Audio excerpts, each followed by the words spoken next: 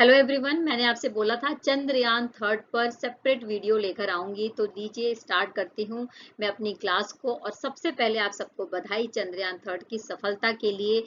ये एक पूरा मिशन था जो इसरो के द्वारा चलाया गया, जिसका नाम रखा गया था चंद्रयान थर्ड मिशन। इसके पहले भी 2 मिशन चलाए गए थे लेकिन वो असफल रहे, लेकिन हमारा जो चंद्रयान थर्ड मिशन है वो पूरी तरीके से सफल रहा है। तो आइए हम इस मिशन के बारे में जानते हैं, इसके कंपोनेंट के बारे में जानते हैं, इसरो के बारे में जानते हैं, और साथ में ही जो काम किया गया और लूना 25 के बारे में भी डिस्कस करेंगे। और वहां पर जो हमारे इस अंतरिक्ष यान के द्वारा जो काम किया जाएगा, जो हमारा प्रज्ञान है, जो रोवर है और विक्रम है, वो क्या काम करेंगे, उन सब के बारे में डिस्कस करते हैं।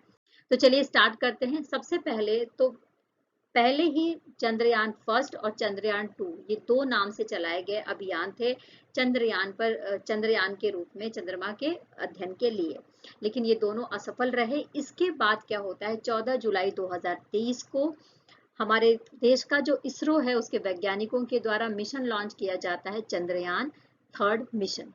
ठीक है, और 14 जुलाई को 2:35 पर यह अंतरिक्ष यान छोड़ दिया जाता है और इसके बाद इसकी पूरी तरीके से मॉनिटरिंग करी जाती है, जो सफलतापूर्वक लैंड कर गया है कल के दिन यानी 23 अगस्त को 6:04 पर। अच्छा, कुछ चीजें हमें पता होनी चाहिए। तो देखो, सबसे पहले तो हमें ये जानकारी होनी चाहिए कि जो चंद्रमा का एक दिन है वो पृथ्वी पर 14 दिन के बराबर होता है।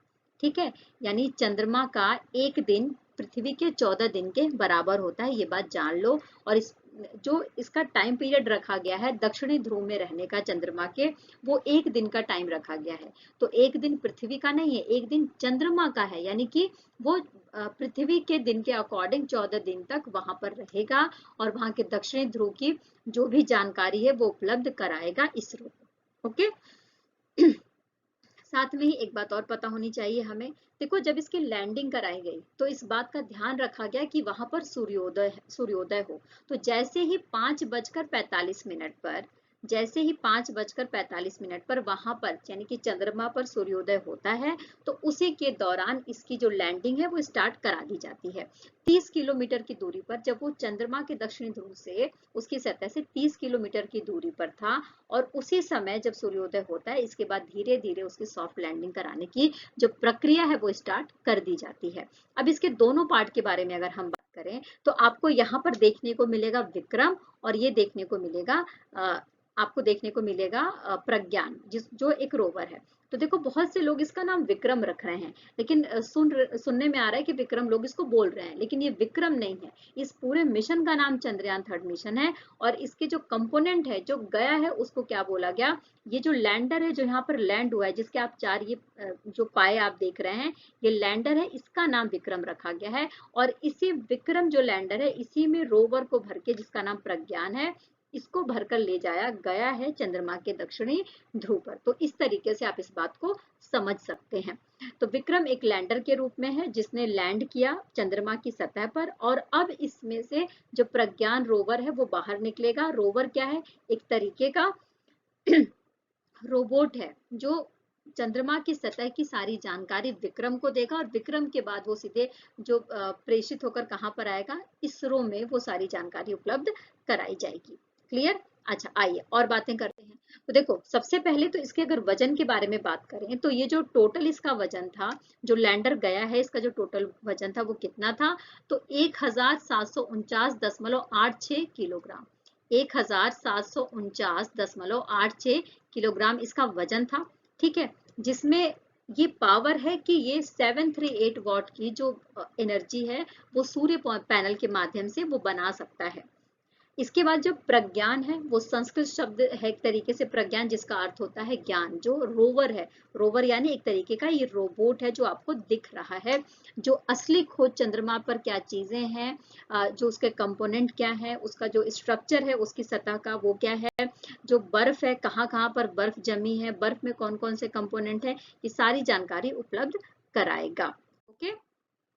अब इसके बाद साउथ पोल के बारे में बात करेंगे। तो देखो, चंद्रमा को जो साउथ पोल है वही क्यों चुना गया, सबसे पहले तो इसलिए चुना गया क्योंकि साउथ पोल पर लैंडिंग किसी भी देश ने नहीं कराई है, इसलिए भारत पहला ऐसा देश हो गया है जिसने चंद्रमा के साउथ पोल पर लैंडिंग कराई है किसी अंतरिक्ष यान की। क्लियर। तो ये सबसे बड़ा एक रिकॉर्ड है भारत के नाम। साथ में ही लूना 25th भी इस रिकॉर्ड के लिए जा रहा था, लेकिन वो क्रैश हो गया, सतह पर लैंडिंग करते ही वो समाप्त हो गया। अब इसके बारे में देखो, जब हम दक्षिणी ध्रुव के बारे में थोड़ा अध्ययन करना चाहेंगे, तो जब चंद्रमा के दक्षिणी ध्रुव को आप देखोगे और समझने की कोशिश करोगे, तो यहाँ का जो स्ट्रक्चर है वो आपको कहीं कहीं पर बिल्कुल बहुत घना दिखेगा, यानी कि अंधेरा वहां पर आपको दिखेगा। और लंबे समय तक अंधेरा होता है, ऐसा नहीं कि कुछ समय के लिए होता है, लंबे समय तक अंधेरा होता है, जिसकी वजह से वहां का टेम्परेचर आपको कम देखने को मिलेगा। लेकिन कुछ जगहों पर घना अंधेरा भी है और दक्षिण ध्रुव के कुछ जगहों पर आपको उजाला भी देखने को मिलेगा। तो ये जो रोवर है दक्षिण ध्रुव पर इसीलिए उतारा गया है, इसीलिए इसकी लैंडिंग थोड़ी मुश्किल थी, सॉफ्ट लैंडिंग करानी बहुत ज्यादा मुश्किल इसीलिए वैज्ञानिकों को आ रही थी, क्योंकि उस सूर्योदय का इंतजार करना था, उसके अंधेरे को खत्म होने का इंतजार करना था, ग्रेविटी उस हिसाब से होनी चाहिए थी, जो वेग था अंतरिक्षयान का उसको कम या ज्यादा करने का एक तरीका उन्होंने इजाद किया। तो इस तरीके से हमने देखा कि हमारा जो चंद्रयान 3 मिशन है वो सक्सेसफुली चंद्रमा के दक्षिणी ध्रुव पर क्या हो जाता है, लैंड हो जाता है। साथ में ही दक्षिणी ध्रुव के बारे में अगर बात, तो देखो ये जो एरिया है कैसा है, बिल्कुल सपाट नहीं है, उबड़ खाबड़ मिलेगा, क्रेटर मिलेंगे, गड्ढे मिलेंगे, आपको बर्फ मिलेगा यहाँ पर। तो इस तरीके की चुनौतियों का सामना भी करना पड़ा था, इसीलिए ऐसा सरफेस चूज किया गया इसरो के द्वारा जो थोड़ा बहुत क्या हो, थोड़ा बहुत उसकी जो सतह हो वो सपाट हो। ऐसे एरिया में उतारा गया है चंद्रयान 3 को। क्लियर। देखिए जब इसके बारे में हम जानकारी और इकट्ठी करना चाहते हैं तो हमें ये समझ में आता है कि जो वहां पर प्रकाश की स्थिति है ना वो बहुत अनइवन तरीके से है। अनइवन तरीके से मतलब यह है कि कहीं पर आपको बिल्कुल अंधेरा मिल जाएगा, कहीं पर आपको उजाला मिल रहा है। तो ये अपने आप में एक बहुत बड़ी बात है, तो इस सिस्टम को समझना भी बहुत जरूरी है। तो इस सिस्टम को ध्यान में रखते हुए ही ये जो रोवर है वो काम करेगा और जो भी जानकारी है वो उपलब्ध कराएगा। देखिए लूना 25 और चंद्रयान 3 ये दोनों मिशन चंद्रमा के दक्षिणी ध्रुव पर जाकर उसके अध्ययन करने के लिए चलाए गए थे। हम स्पेशली बात करेंगे लूना 25 के बारे में, जिसको रसिया के द्वारा लॉन्च किया गया था 10 अगस्त को। और ये बोला गया था कि जब चंद्रमा की सतह पर चंद्रयान 3 पहुंचेगा उसके पहले ही लूना 25 वहां पहुंच जाएगा। लेकिन जैसे ही इसकी सॉफ्ट लैंडिंग कराई गई, सॉफ्ट लैंडिंग के दौरान ये क्या होता है, इसमें ब्लास्ट हो जाता है और ये समाप्त हो जाता है। तो इस तरीके से रसिया का 25 जो मिशन है लूना 25 वो भी समाप्त हो जाता है 19 अगस्त को। साथ में हमें ये पता होना चाहिए कि रसिया के द्वारा इसके पहले 24 ऐसे मिशन चलाए जा चुके हैं, जिसका उद्देश्य ये था कि ये क्या करेगा, लूना 25 वहां जाएगा, वहां की मिट्टी का अध्ययन करेगा, उसके बर्फ का पानी का अध्ययन करेगा, उसके एटमॉस्फेयर का अध्ययन करेगा और सारी जानकारी उपलब्ध कराएगा। लेकिन कुछ ऐसे टेक्निकल फॉल्ट हुए जिसकी वजह से जब इसकी लैंडिंग कराई जा रही थी तो उसी समय क्या हुआ, ये क्रैश हो गया। क्लियर।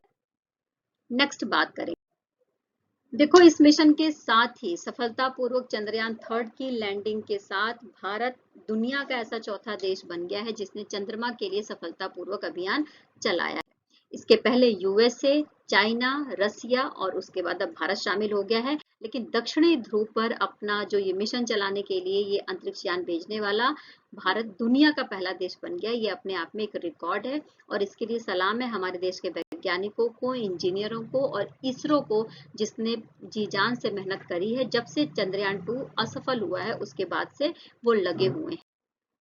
देखो इस अभियान की सफलता के बाद हमें ये पता चलेगा कि जो पृथ्वी और चंद्रमा की उत्पत्ति है क्या वो एक जैसी परिस्थितियों से हुई है, या फिर हमें ये भी जानकारी मिलेगी कि वहां का जो वायुमंडल है चंद्रमा का, है ना, जो जो बाह्य मंडल है उसकी संरचना कैसी है, पृथ्वी की सतह की संरचना कैसी है, बर्फ और जल की क्या स्थिति है, और ये जो प्रकाश की स्थिति है वहां पर, यानी कि कहीं पर बिल्कुल अंधेरा है, कहीं पर उजाला देखने को मिल रहा है। तो ये सारी स्थितियों के बारे में जानकारी मिलेगी। तो इससे आने वाले भविष्य के बारे में भी रोचक तथ्यों की जानकारी मिलेगी और चंद्रमा की खोज में भारत को सफलता मिलेगी और भारत फिर से एक विश्व गुरु के रूप में उभर कर सामने आएगा। तो चलिए इसी के साथ आप सबको फिर से चंद्रयान 3 के लिए बहुत बहुत बधाई। इसी तरीके से हमारा इसरो और काम करता रहे और बहुत बहुत सारे ऐसे तथ्य इकट्ठे करे जिससे भारत दोबारा से विश्व गुरु बन जाए पूरी दुनिया के लिए।